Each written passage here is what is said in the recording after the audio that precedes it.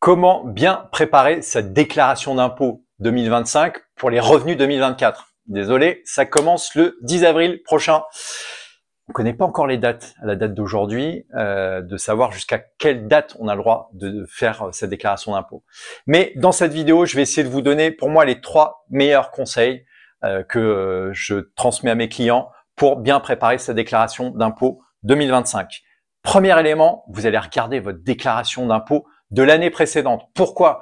Parce que dans cette, peut-être que d'une année sur l'autre, il n'y a pas beaucoup de choses qui ont changé et ça va vous donner un bon indicateur des éléments à préparer pour cette année 2025 pour les revenus 2024. Donc, premier élément, vous allez regarder votre déclaration de l'année dernière. Ça, c'est super important. Deuxième élément, faites un peu le bilan de savoir si vous avez réalisé des investissements au cours de l'année qui sont soit soumis à des revenus, qui ont généré des revenus qui vont générer de la fiscalité complémentaire ou des investissements qui, au contraire, vont vous permettre de défiscaliser parce que vous avez investi dans des produits de placement qui vous permettent de défiscaliser.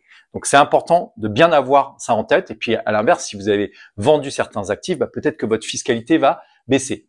Ces points-là, ils sont super importants à voir. Et le troisième élément, et ça, c'est vraiment un peu la boîte à outils pour que d'une année sur l'autre, ça soit facile. Moi, à titre perso, c'est simple. J'ai mon dossier 2024 où j'avais tous mes revenus de l'année 2023 et j'ai les sous-dossiers revenus immobiliers, revenus mobiliers, j'allais dire réduction d'impôts, etc., etc.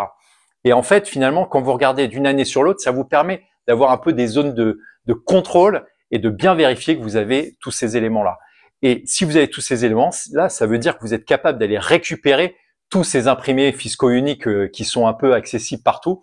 Faites-vous une bonne base de données de tous ces imprimés fiscaux uniques, c'est-à-dire de pouvoir les intégrer dans votre, j'allais dire, dans votre service de fichiers en ligne. Moi, voilà, que ce soit un Dropbox, un Google Drive, etc., etc.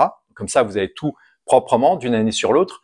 Et puis surtout, vous avez bien les codes d'accès sur chaque, j'allais dire, espace extranet. Comme ça, ça vous facilite votre vie. Donc, vous voyez que finalement, c'est pas si compliqué que ça, mais si vous l'anticipez, ce sera apaisé, vous serez tranquille. Si vous avez peut-être des remarques, des conseils pour encore mieux déclarer, on est preneur et puis on le partagera à toutes et tous. Vous pouvez mettre ces commentaires dans la vidéo YouTube. On vous dit à très vite sur Mon Audio.